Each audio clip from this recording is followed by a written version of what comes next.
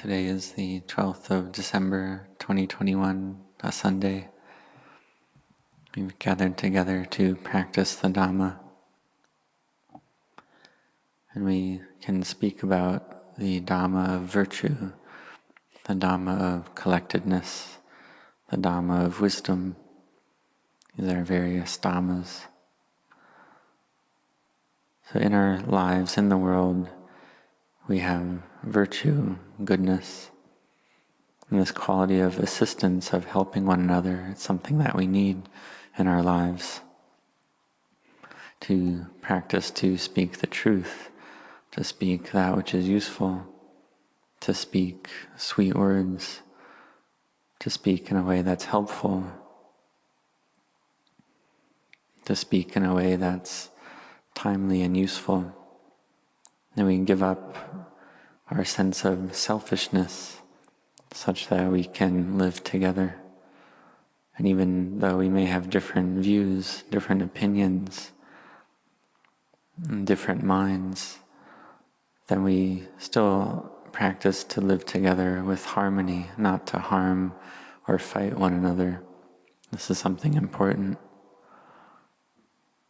And to speak to a Dhamma higher than this is the Dhamma of samadhi, and the Dhamma of wisdom. These are more subtle. But in the beginning we practice to establish goodness, to be firm in our hearts, such that we can live our lives with happiness.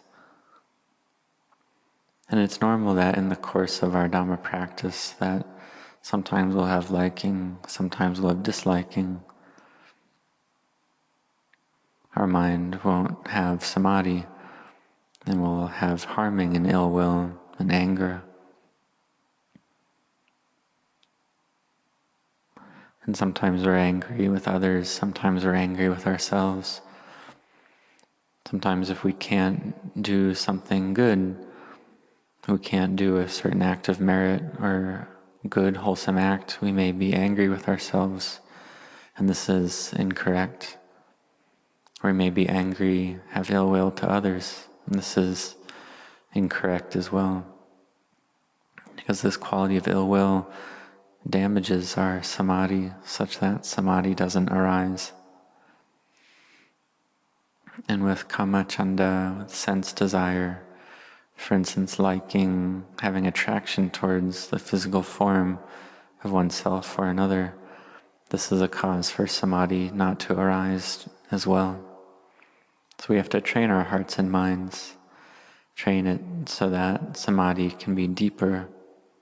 And for samadhi to be deeper, our virtue, our morality must be well established and ready. And in this way we can train our minds to be higher and better. And these 4 Brahmaviharas are an important Dhamma for Dhamma practitioners. If we don't have the Brahmaviharas, then whatever samadhi we do have will be hard to maintain. And we need this quality of samadhi in order to have wisdom. So we care for our samadhi, we maintain it with the Brahmaviharas, with loving kindness, compassion, sympathetic joy, and equanimity. And these Brahmaviharas are something that are important. It's a cause for our samadhi not to decline. And if we have samadhi already, and then we have anger, ill will arise, we lack loving kindness, then that samadhi will degrade, will go away. And this quality of metta, of loving kindness, of love, we can say loving kindness and metta is a pure type of love. And loving kindness that is mixed with desire and wanting.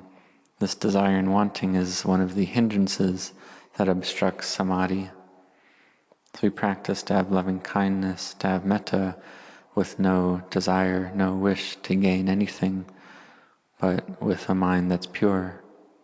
And this is a quality that's important in our samadhi and our practice of collectedness. So we have to train our hearts all the time to train our minds in samadhi, something important. Because if we don't have samadhi, then wisdom won't arise. So we know that having been born into this world, we must meet with old age, meet with sickness, meet with death. We must be separated from everything that we love and care for. But when it comes time, then we can't put these things down. Why is this? It's because of delusion, because of ignorance. And this is something that all people have, this quality of ignorance. So therefore we have to train our hearts and minds to bring them to collectedness. We have to contemplate a lot, practice a lot, build this and cultivate this a lot, to meditate a lot, to be able to understand the Dhamma, to be able to cure the suffering in our hearts. So in this life we have a very good opportunity, a very good fortune, having been born to meet with the teachings of the Buddha. So may you all set your hearts on this practice of mental cultivation.